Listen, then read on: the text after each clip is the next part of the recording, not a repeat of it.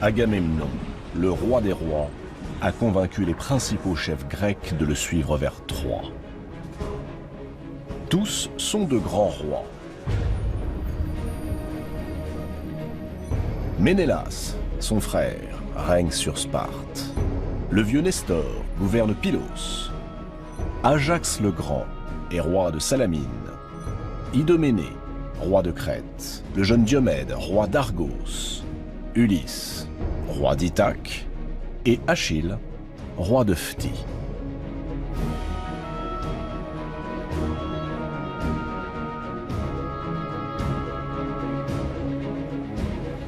Achille et Ulysse. À eux deux, ils vont devenir le fléau des Troyens. Et pourtant, de tous les rois de Grèce convoqués par Agamemnon, ce sont eux qui désirent le moins faire cette guerre. Ulysse n'a aucune envie de quitter son royaume, Ithaque. Et encore moins sa femme, Pénélope, et son fils, Télémaque, pour aller livrer une guerre au bout du monde. Mais il y a autre chose qui le retient. Une chose qui l'obsède comme un cauchemar.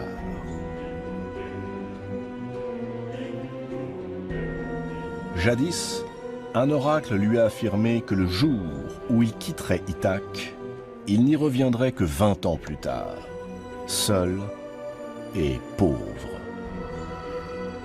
Ulysse a la ferme intention de duper Agamemnon pour ne pas répondre à son appel. Il n'est pas en manque de ressources. Ceux qui le connaissent l'ont surnommé l'homme aux 1000 ruses. Et c'est bien d'une de ces ruses dont il va se servir pour ne pas faire cette guerre.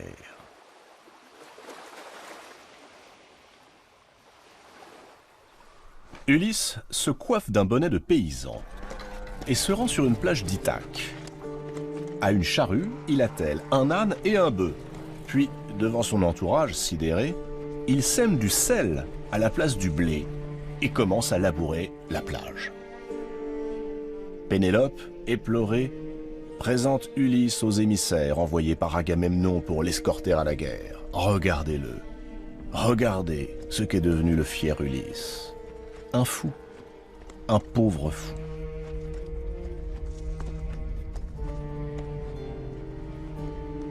Les émissaires d'Agamemnon compatissent.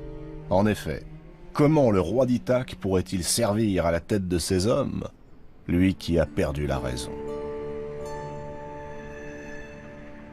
Ils sont sur le point de reprendre la mer, dépités, lorsque l'un d'entre eux les arrête. Il connaît la réputation du roi d'Ithaque. Quelque chose lui dit qu'il est en train de se jouer d'eux. Alors, d'un seul coup, il arrache le jeune Télémaque des bras de sa mère, dégaine son épée, se plante devant la charrue d'Ulysse et fait mine d'égorger l'enfant avant de le jeter sous le soc du laboureur. Ulysse stoppe tout net son attelage et se précipite au secours de son fils. Il est démasqué.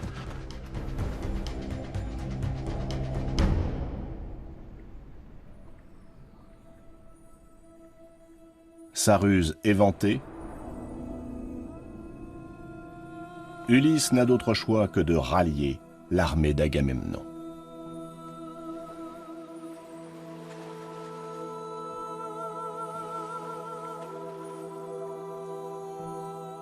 Le voilà donc à Mycène, avec ses hommes, et auprès des autres rois, prêts à embarquer.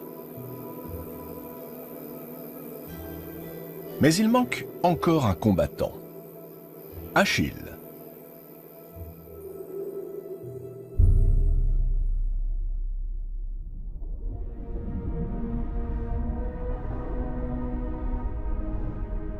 Achille. On peine à croire que ce jeune homme courageux, dont on dit partout que la force n'a pas d'égal sur cette terre, souhaite se dérober à la guerre voulue par Agamemnon.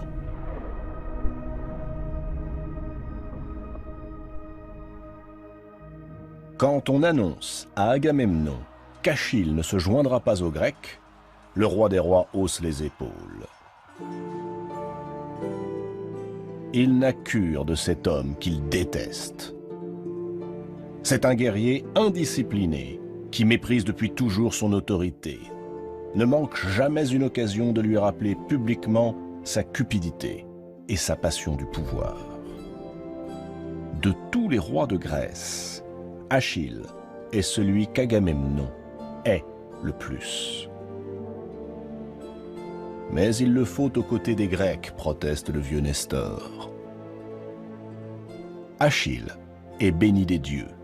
Il est le plus grand de tous les guerriers. Sans lui, la victoire est impossible. À contre-cœur, Agamemnon envoie Ulysse à Phthie chercher Achille et son armée, les redoutables Myrmidons.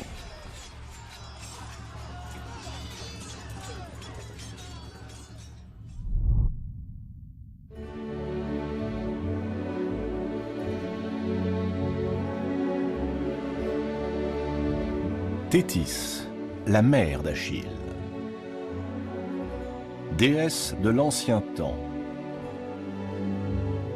Une nymphe, très exactement, la fille du vieux de l'abîme.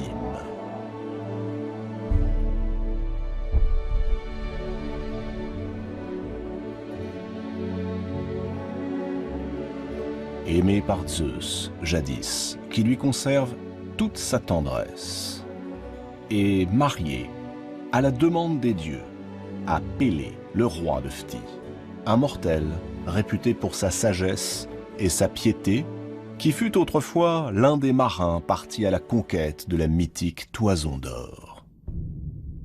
Thétis accueille Ulysse avec inquiétude, car elle aussi connaît les ruses du roi d'Ithaque.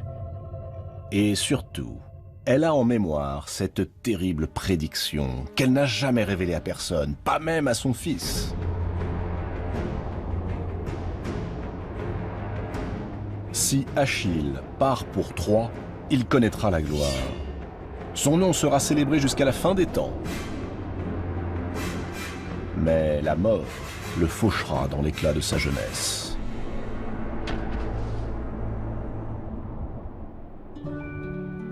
S'il reste chez lui, en Grèce, il vivra longtemps, heureux, entouré et aimé de tous les siens. Mais lorsque les enfants de ses enfants auront disparu, tout le monde aura oublié son nom. Heureusement pour Thétis, à tous les arguments qu'Ulysse lui soumet, Achille répond par un non catégorique. Non, il n'est pas question d'aller se battre à Troie pour sauver l'honneur d'un mari cocu ou pour agrandir l'empire d'un roi qu'il méprise. Soulagée, Thétis prend son fils dans ses bras. Et tout à sa joie de le voir rester auprès d'elle, elle lui révèle le sort funeste auquel il a échappé. Achille est interloqué. Ainsi, il a donc le choix, mourir jeune, mais en héros, ou bien vieillir dans le confort et le bonheur, mais s'éteindre et rester anonyme parmi les anonymes, promis à l'oubli. Il réfléchit longuement. Puis il se tourne vers Ulysse. Sa décision est prise.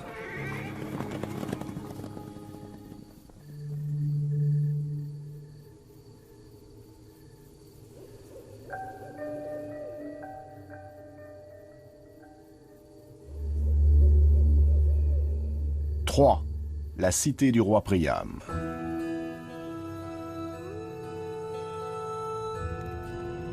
Hector désigne son frère, Paris. Tout ce qui arrive à Troie est de sa faute, clame-t-il. Ces noces odieuses sont cause du grand malheur qui guette la cité. Hector vient de l'apprendre. Les Grecs ont mis sur pied la plus vaste armée que le monde ait connue. Ils sont en route. Ils s'apprêtent à débarquer sur les rivages de Troie.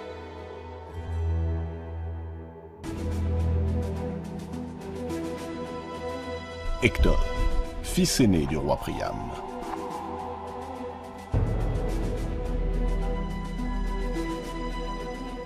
le rempart de Troie, le bouclier de la cité. Adulé par le peuple, il en reçoit des honneurs presque divins. Ses amis, comme ses ennemis, reconnaissent en lui un guerrier à la vaillance sans pareille.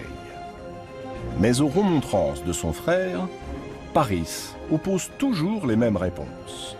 Troie est invincible, protégée par les dieux, et jamais la lance grecque ne pourra renverser la cité de Priam.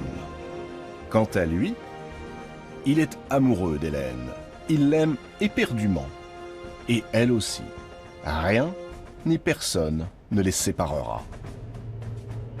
Hector fulmine. Son frère ne comprend donc rien à ce qui se joue. L'armée grecque ne vient pas seulement envahir Troie, elle vient dévaster la ville qui depuis toujours résiste aux rêves d'Agamemnon. Un prince de Troie n'a pas le droit de se comporter avec une telle assurance, mêlée à tant de désinvolture.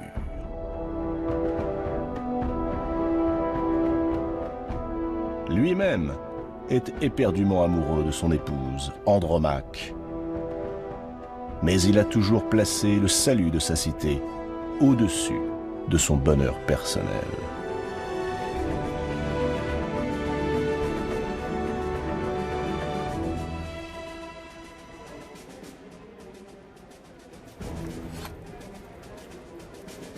Le vieux roi Priam est pris de vertige.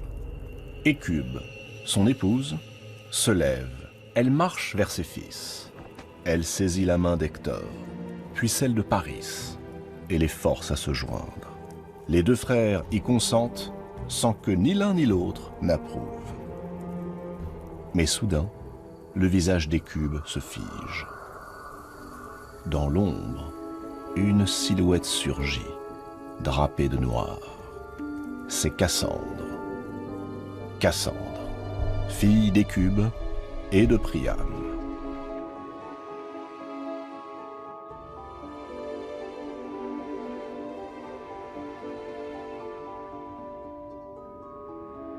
À peine Cassandre s'est-elle avancée que sa mère lui fait signe de se taire.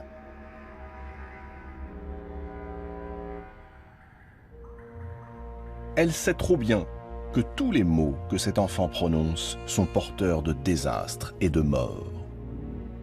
Depuis que Paris est revenu à Troie au bras d'Hélène, Cassandre ne cesse de répéter que cette union illégitime causera la perte de la cité.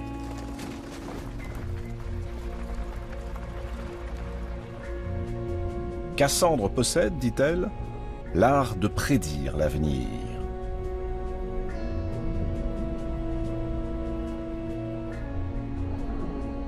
Ce n'est pas faux. Quand il la vit, Apollon tomba passionnément amoureux de Cassandre.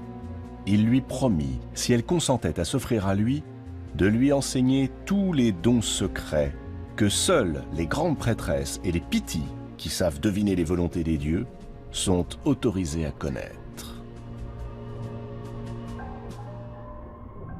Cassandre accepta, et Apollon fidèle, la plus experte dans l'art de prédire l'avenir.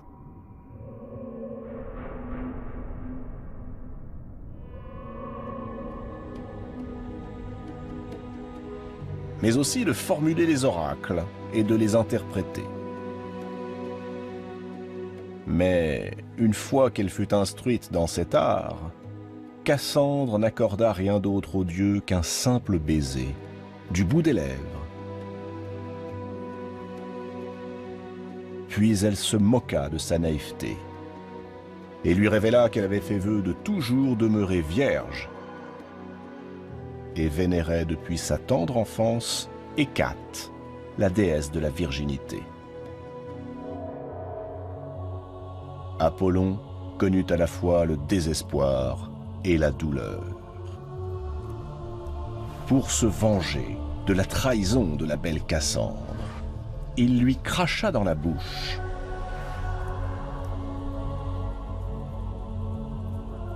Cassandre aurait dû se méfier, car d'un simple crachat, le dieu venait de lui retirer non pas le don de prophétie qu'il lui avait offert, mais le don de la persuasion. Ainsi Cassandre était-elle désormais condamnée à prédire l'avenir, mais à n'être jamais crue par personne.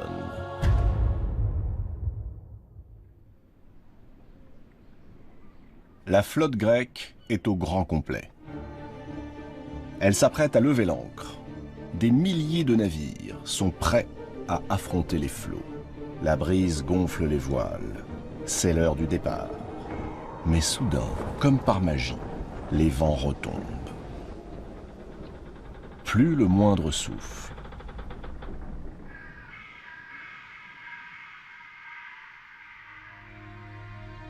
Agamemnon redoute le pire. Ce calme n'a rien de naturel.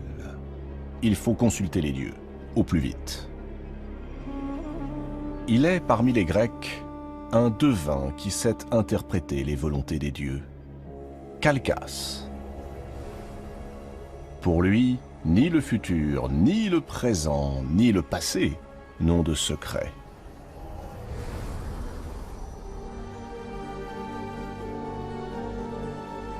Calchas observe longuement le vol des oiseaux. Et ce qu'il annonce fait trembler tous les rois grecs. Une déesse s'oppose à leur départ.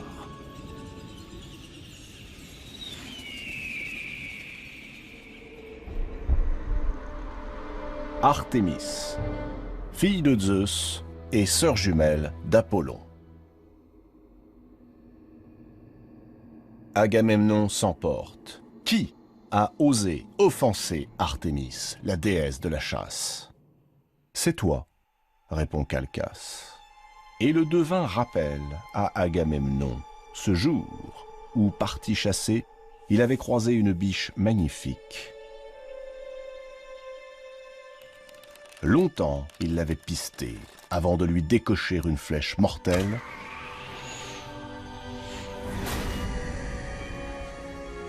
et de s'écrier avec l'orgueil du vainqueur. Artémis elle-même n'aurait su mieux faire. Celle que l'on surnomme la souveraine des animaux reçut cette vantardise comme un affront et comme une injure. Aujourd'hui, Artémis exige un acte de repentance. Cette biche était sa préférée. Agamemnon devra donc sacrifier sa préférée.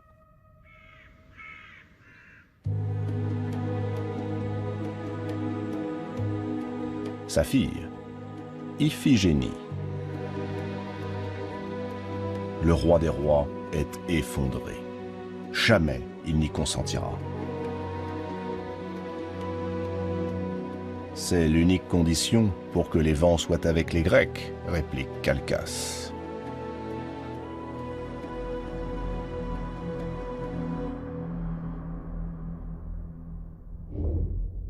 Agamemnon est dévasté.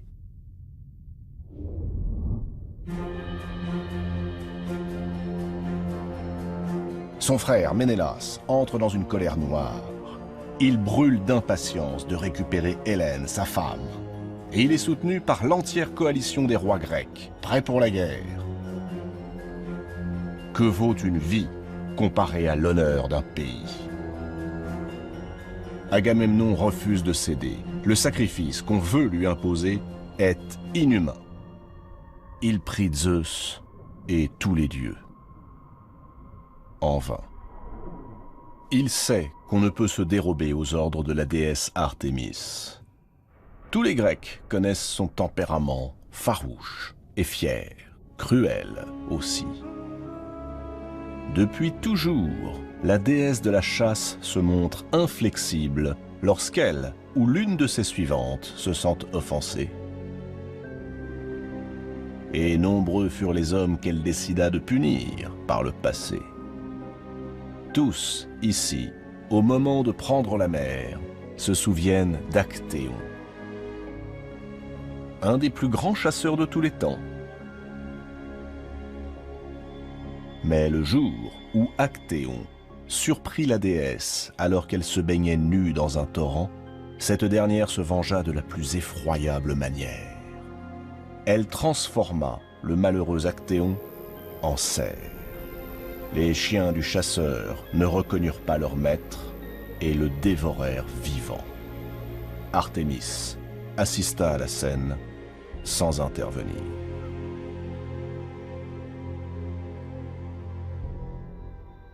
Agamemnon le sait, il est impossible de fléchir la déesse offensée. Alors, le roi des rois refoule ses larmes, maîtrise le tremblement de ses mains et finit par accepter la décision des dieux.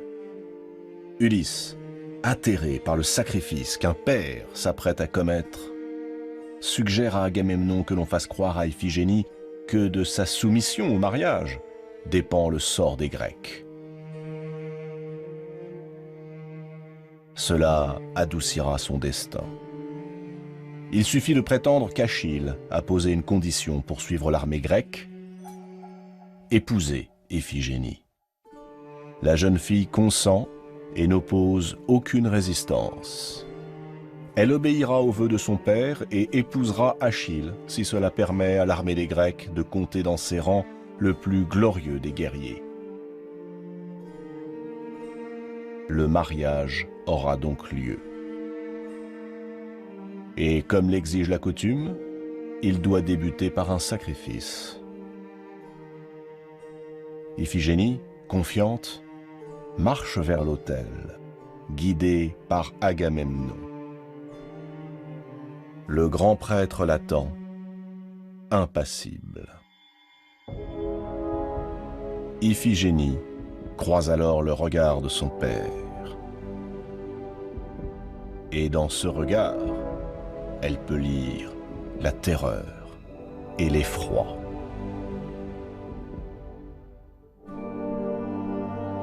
Le grand prêtre se penche sur la jeune fille, le poignard s'abat.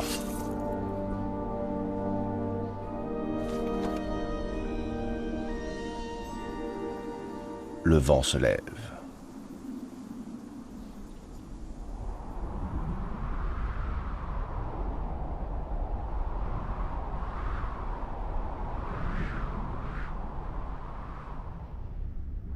Là-haut, sur l'Olympe, les dieux ont tout vu. Désormais, la guerre est inévitable. Et chacun a choisi son camp. Apollon a fondé Troie. Il en est le protecteur. Il saisit son arc et son carquois, et il cingle vers la cité de Priam. Artémis a tenu son serment et libéré les vents qui portent l'armée grecque, mais en toute chose, elle soutient son frère. Elle prend le parti d'Apollon et des Troyens. Aphrodite lui emboîte le pas. Elle entend protéger l'idylle entre Hélène et Paris, dont elle a assuré le succès.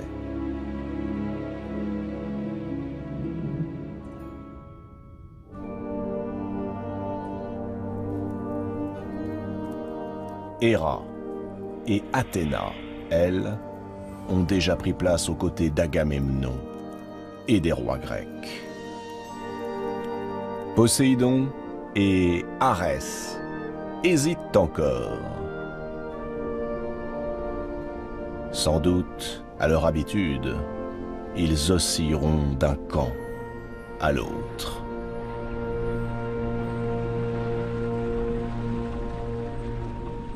Le vent s'est levé. L'armée des Grecs s'élance vers Troie.